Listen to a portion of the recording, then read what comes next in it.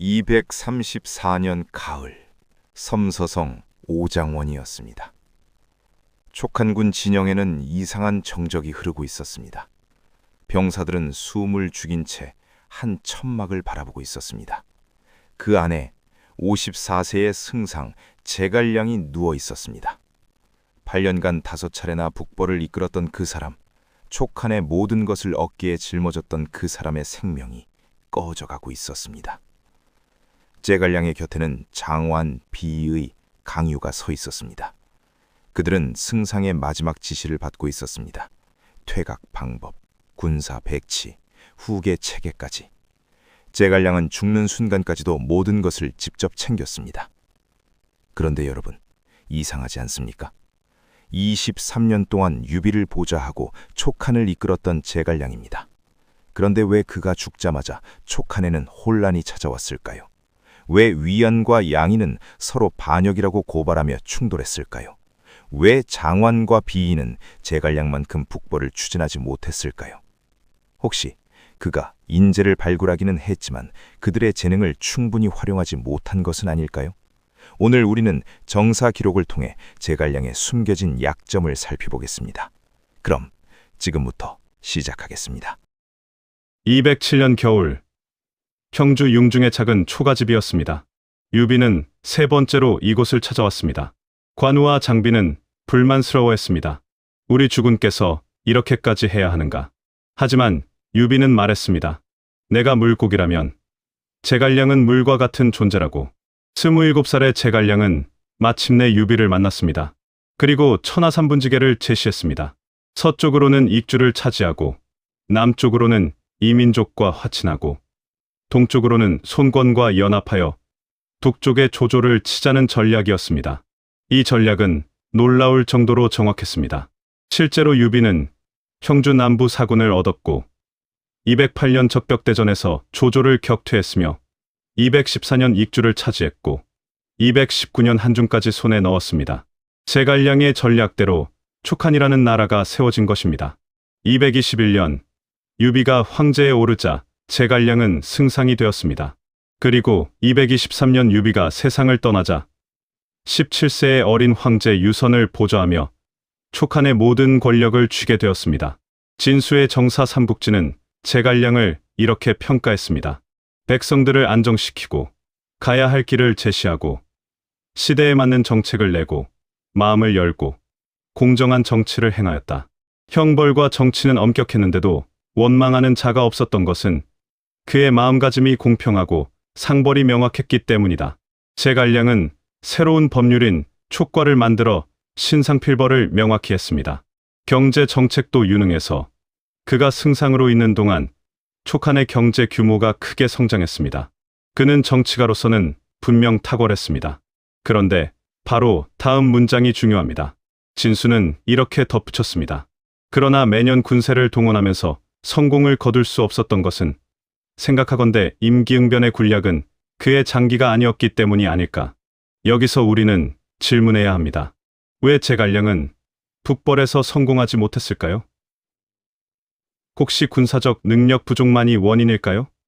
아니면 다른 이유가 있을까요? 228년 봄이었습니다. 제갈량은 마침내 첫 번째 북벌을 시작했습니다. 전략은 이랬습니다. 조운과 등지가 기곡에서 위나라 주력군을 끌어들이는 동안 제갈량 본대가 기산 방면으로 진격해 옹주 서부를 점령한다는 계획이었습니다. 계획은 순조롭게 진행되었습니다. 남한, 천수, 안정 세 군이 촉한에 호응했습니다. 이 과정에서 위나라, 천수군의 참군이었던 강유가 촉한에 귀순했습니다. 제갈량은 강유의 재능을 알아보고 그를 중용했습니다. 그런데 문제는 가정이었습니다. 가정은 기산과 한중을 잇는 보급로의 핵심 지점이었습니다. 위나라의 명장 장압이 5만 대군을 이끌고 이곳으로 진격했습니다. 보급로가 끊기면 제갈량의 본대 전체가 위험에 빠집니다. 제갈량은 누구를 보냈을까요? 장수들은 노련한 위원이나 오이가 선봉을 맡아야 한다고 주장했습니다. 하지만 제갈량은 마속을 선택했습니다. 마속은 누구였습니까? 형주 양양 출신으로 형 마량과 함께 이름이 알려진 인물이었습니다. 제갈량과 밤낮으로 전략을 논할 정도로 총명했고 225년 남중 정벌 때 그들의 마음을 얻으십시오라고 조언의 맥락을 다루는데 결정적 도움을 준 참모였습니다. 그런데 문제가 있었습니다. 유비는 죽기 직전 제갈량에게 이렇게 경고했습니다. 마속은 말은 잘하지만 능력이 말만큼 뛰어나지 않아서 크게 쓸 인물이 못 되오. 승상은 깊이 살피시오. 유비는 사람 보는 눈이 탁월했습니다. 그는 위연을 한중태수로 발탁해 모두를 놀라게 했고 위연은 그 기대에 부응했습니다. 그런 유비가 마속만큼은 경계하라고 했던 것입니다. 하지만 제갈량은 유비의 경고를 무시했습니다. 마속을 가정의 수비 책임자로 임명했습니다. 그것도 참모가 아니라 독립된 선봉장으로 말입니다. 결과는 참담했습니다. 마속은 제갈량의 지시를 무시하고 산 위에 진을 쳤습니다. 제갈량은 협곡을 막아 방어하라고 했는데 마속은 높은 곳에서 적을 내려다보며 싸우겠다고 했습니다. 병법에 나오는 이야기를 실전에 그대로 적용하려 한 것입니다. 장압은 그 틈을 놓치지 않았습니다. 산 아래를 포위하고 물길을 끊었습니다. 산 위의 촉한군은 물 한 모금 마시지 못하고 무너졌습니다. 왕평과 고상이 필사적으로 싸웠지만 대패했습니다. 제갈량은 보급로가 끊긴 채 후퇴할 수밖에 없었습니다. 첫 번째 북벌은 이렇게 실패로 끝났습니다. 남한, 천수, 안정 세 군을 얻었다가 모두 잃었습니다. 제갈량은 눈물을 흘리며 마속을 참수했습니다. 읍참마속이라는 고사가 여기서 나왔습니다. 제갈량 자신도 승상에서 우장군으로 강등되어 책임을 졌습니다. 후대 학자 습착치는 이 사건을 이렇게 비판했습니다. 촉은 궁벽한 한 귀퉁이의 나라로 인재가 위나라보다 적은데도 법을 위한답시고 보다 소중한 준거를 죽였으니 대업을 이루기가 어려울 수밖에 없었다. 마속을 과대평가했다면 선조의 경고를 어긴 것이고 그렇지 않다면 유익한 인재를 죽인 꼴이다. 마속의 재능과 그릇을 헤아려 임무를 부여해야 했다. 이로 본다면 제갈량을 지혜롭다고 말하기 어려울 것이다. 냉정한 비판입니다. 제갈량은 두 가지 실수를 했습니다. 첫째, 유비의 경고를 무시하고 마속을 과신했습니다. 둘째, 마속의 재능을 제대로 파악하지 못하고 그를 참모가 아닌 선봉장으로 기용했습니다. 마속은 전략을 논하는 참모로는 훌륭했을지 모릅니다. 실제로 남중 정벌에서 그의 조언은 탁월했습니다. 하지만 그것과 독립된 부대를 지휘하는 것은 전혀 다른 문제였습니다. 제갈량은 그 차이를 구분하지 못했습니다. 더 큰 문제는 또 있었습니다. 제갈량은 이연이나 오해 같은 전투 경험이 풍부한 노장들을 제쳐놓고 왜 마속을 선택했을까요? 혹시 자신의 사람, 자신과 친한 사람을 더 신뢰한 것은 아닐까요? 위연은 유비 시절부터 활약한 명장이었습니다. 219년 한중을 차지했을 때 유비는 모두의 예상을 깨고 위연을 한중 태수로 임명했습니다. 관우도 장비도 아닌 위연을 선택한 것입니다. 위연은 그 기대에 부응했습니다. 한중을 10년 넘게 지키며 위나라의 침공을 막아냈습니다. 제갈량도 위연의 능력을 인정했습니다. 북벌 때마다 위연을 선봉으로 기용했습니다. 그런데 문제가 있었습니다. 위연과 제갈량은 전략적 견해가 달랐습니다. 228년 첫 북벌 때 위연은 제안했습니다. 자오곡을 통해 장안을 기습합시다. 제가 병사 5천을 이끌고 열흘 만에 차오곡을 넘어 장안을 치겠습니다. 당시 장안을 지키는 하우무는 무능하기로 유명합니다. 그가 도망치면 장안을 점령할 수 있고 위나라 군대는 동쪽으로 이동할 것입니다. 그러면 우리가 옹주와 양주를 장악할 수 있습니다. 대담한 계책이었습니다. 자오곡은 한중에서 장안으로 가는 지름길이었지만 험난한 산길이었습니다.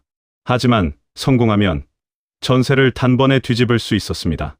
제갈량은 이 계책을 거부했습니다.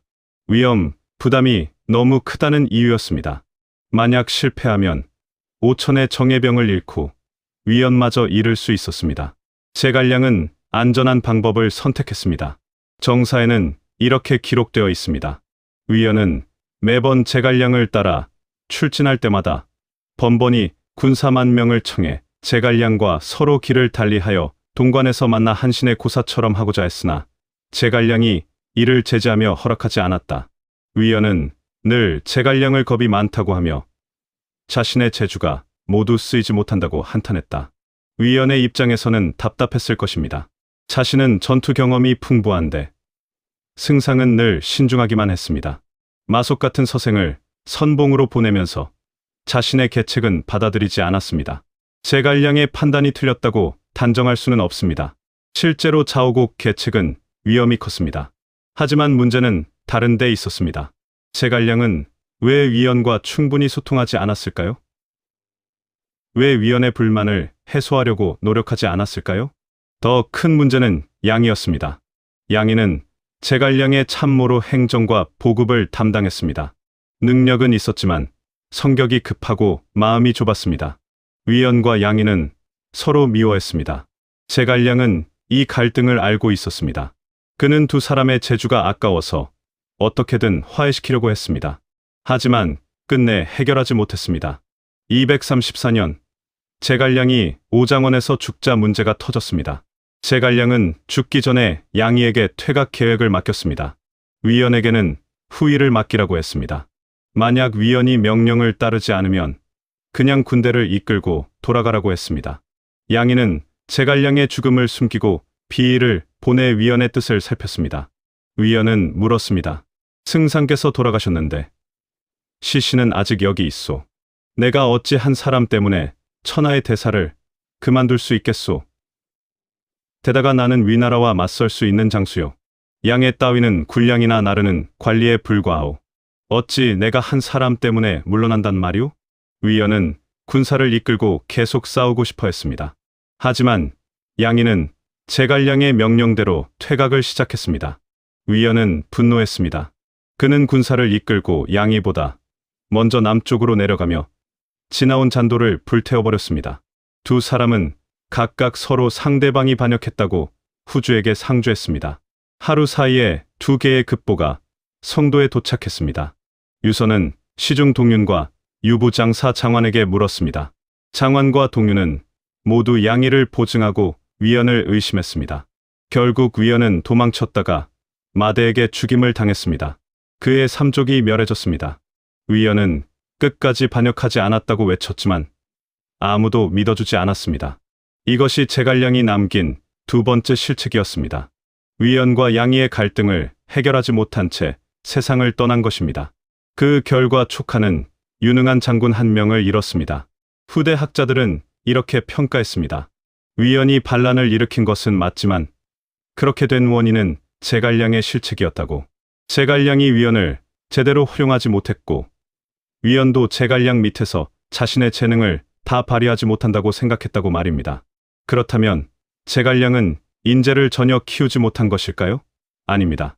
제갈량은 분명 우수한 인재들을 발굴했습니다. 장환이 대표적입니다. 장환은 젊은 시절 일을 제대로 하지 않고 술에 취해 있다가 유비에게 처형당할 뻔했습니다. 그때 제갈량이 간청했습니다. 장환은 국가의 그릇이지 백리를 다스릴 인재가 아닙니다. 제갈량은 장환을 천천히 키웠습니다. 작은 관직부터 시작해 차근차근 실적을 쌓게 했습니다. 그리고 자신이 죽기 전에 유선에게 은밀히 표를 올렸습니다. 양이의 성정이 성급하고 마음이 좁아 신에게 무슨 일이 있으면 장환에게 신을 대신케 해주십시오. 비의도 마찬가지였습니다. 비의는 외교에 능했습니다.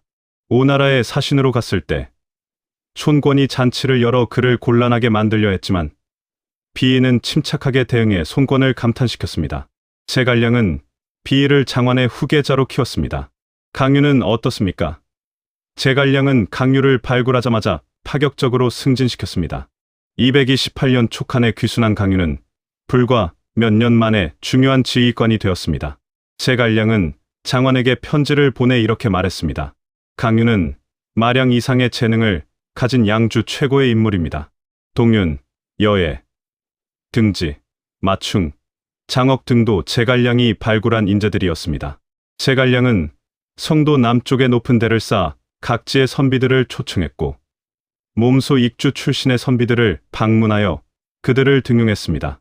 이렇게 발굴된 인재들은 제갈량 사후에도 국력이 부족한 촉을 단단하게 지탱했습니다. 장화는 12년간, 비인은 7년간 촉한을 이끌었고 강유는 마지막까지 촉한을 지키려 했습니다. 그렇다면 제갈량의 인재 정책은 성공한 것일까요? 아닙니다. 문제는 제갈량이 인재를 발굴하기는 했지만 그들에게 충분한 권한을 주지 않았다는 것입니다. 제갈량은 모든 일을 직접 처리하려 했습니다. 정사에는 이런 기록이 있습니다.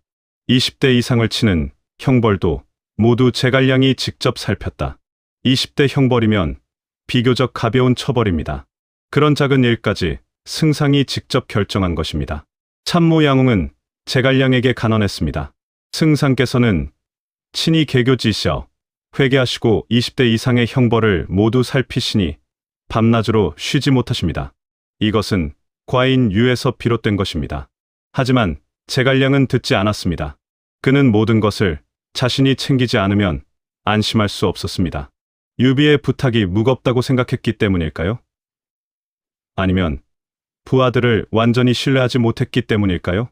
결과적으로 제갈량 사후, 촉한의 인재들은 제갈량만큼 일을 처리하지 못했습니다. 이유가 무엇일까요? 그들의 능력이 부족해서일까요? 아닙니다. 제갈량이 살아있을 때 그들에게 큰 일을 맡겨 경험을 쌓게 하지 않았기 때문입니다. 장화는 제갈량의 뒤를 이어 대사마가 되었습니다. 그는 제갈량과 다른 방식으로 북벌을 계획했습니다. 수로를 이용해 상용을 공격하려고 했습니다. 하지만 조정의 신하들은 모두 반대했습니다. 결국 장화는 병에 걸려 계획을 포기했습니다. 비인은 장환의 뒤를 이었습니다. 하지만 비인은 강유의 북벌을 적극 지원하지 않았습니다. 강유에게 주는 병력을 제안했습니다. 비인은 이렇게 말했습니다. 승상께서도 북벌을 성공하지 못하셨는데 우리가 어떻게 하겠습니까? 253년 비이가 위나라에서 온 자객에게 암살당하자 강유가 군권을 잡았습니다. 강유는 적극적으로 북벌을 추진했습니다. 262년까지 약 10년간 여러 차례 위나라를 공격했습니다. 하지만 성과는 미미했습니다. 강유는 위나라의 곽회, 등의 진태 같은 명장들에게 번번이 막혔습니다. 오히려 잦은 북벌로 촉한의 국력은 피폐해졌습니다. 263년 위나라의 등해가 은평을 통해 성도를 기습했습니다. 강유는 검각에서 종회의 대군을 맡고 있었지만 등해가 뒤로 돌아온 것입니다. 유선은 항복했고 촉한은 멸망했습니다. 후대 학자 여사면은 이렇게 평가했습니다. 제갈량이 죽은 후 촉한은 29년간 더 유지됐다. 이 29년 중 앞에 12년 동안은 장환이, 가운데 7년 동안은 비이가, 마지막 10년 동안 국정을 총괄한 것은 강유였다. 그러므로 촉국의 멸망을 강유의 책임으로 돌리는 것은 실로 억울한 것이다. 여사면의 말이 맞습니다. 강유가 북벌을 할 수 있었던 시기는 이미 너무 늦었습니다. 장환과 비의 시기에 적극적으로 북벌을 했어야 했습니다. 하지만 그들은 제갈량의 경험 없이 소극적으로 대응했습니다. 여기서 우리는 조조를 생각하지 않을 수 없습니다. 조조는 유재시거라는 원칙을 세웠습니다. 재주만 있으면 등용한다는 뜻입니다. 충성심이나 도덕성보다 능력을 우선시한 것입니다. 그 결과 조조는 다양한 인재를 얻었습니다. 순욱, 순유, 가후, 곽가, 정욱, 사마의 같은 뛰어난 참모들이 조조를 도왔습니다. 장료, 서왕, 장압, 우금, 악진 같은 명장들이 전장에서 활약했습니다.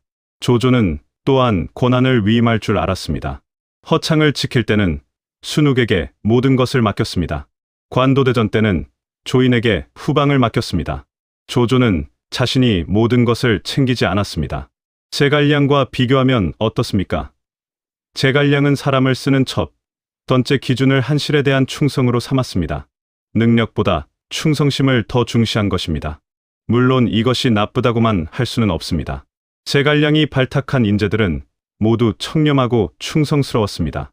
강유는 촉한이 멸망한 후에도 복국을 꿈꿨습니다. 장환, 비애, 동윤 모두 제갈량의 영향을 받아 검소하고 공정하게 일했습니다. 하지만 문제는 촉한의 조조 같은 다양성이 부족했다는 것입니다. 제갈량은 자신과 생각이 비슷한 사람들을 더 신뢰했습니다. 위원처럼 독립적이고 대담한 장수는 불편해했습니다. 더 큰 문제는 고난 위임이었습니다. 조조는 부하들에게 고난을 주고 결과로 평가했습니다. 하지만 제갈량은 모든 것을 직접 챙겼습니다. 그래서 제갈량이 죽자 촉한에는 그를 대신할 사람이 없었습니다. 234년 10월 오장원에서 제갈량이 숨을 거두었습니다. 사마이는 촉한군 진영을 둘러보고 말했습니다. 천하의 기재로다. 제갈량의 진영 배치, 보급, 체계, 방어 시설을 보고 감탄한 것입니다. 하지만 사마이는 몰랐을 것입니다. 그 천재가 남긴 가장 큰 문제를 말입니다. 제갈량은 뛰어난 정치가였고 훌륭한 행정가였습니다. 하지만 그는 완벽한 리더는 아니었습니다. 제갈량은 인재를 발굴하는 눈은 있었지만 그들을 충분히 활용하지 못했습니다. 마속을 잘못 기용해 1차 북벌을 실패로 이끌었고 위원의 재능을 제대로 쓰지 못했으며 위원과 양의의 갈등을 해결하지 못한 채 세상을 떠났습니다. 가장 큰 문제는 고난 위임이었습니다. 제갈량은 모든 일을 직접 처리하려 했습니다. 20대 형벌까지 직접 살폈습니다. 그 결과 그가 키운 인재들은 큰 일을 맡아본 경험이 부족했습니다. 제갈량 사후 29년, 촉한은 결국 멸망했습니다. 그 원인이 제갈량에게만 있다고 할 수는 없습니다. 촉한은 애초에 위나라보다 국력이 약했습니다. 인구도 적었고 영토도 좁았고 경제력도 부족했습니다. 하지만 만약 제갈량이 인재를 더 효과적으로 활용했다면 어땠을까요?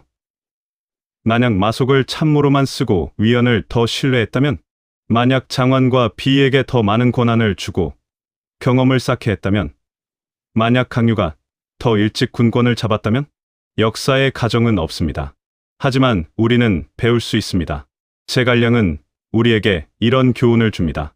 아무리 뛰어난 리더라도 모든 것을 혼자 할 수는 없다는 것, 인재를 발굴하는 것만큼 그들에게 권한을 주고 성장시키는 것이 중요하다는 것, 자신과 다른 의견을 가진 사람도 포용할 수 있어야 한다는 것. 조조는 말했습니다. 재주만 있으면 등용한다. 제갈량은 말했습니다. 한실에 충성하는 사람을 등용한다.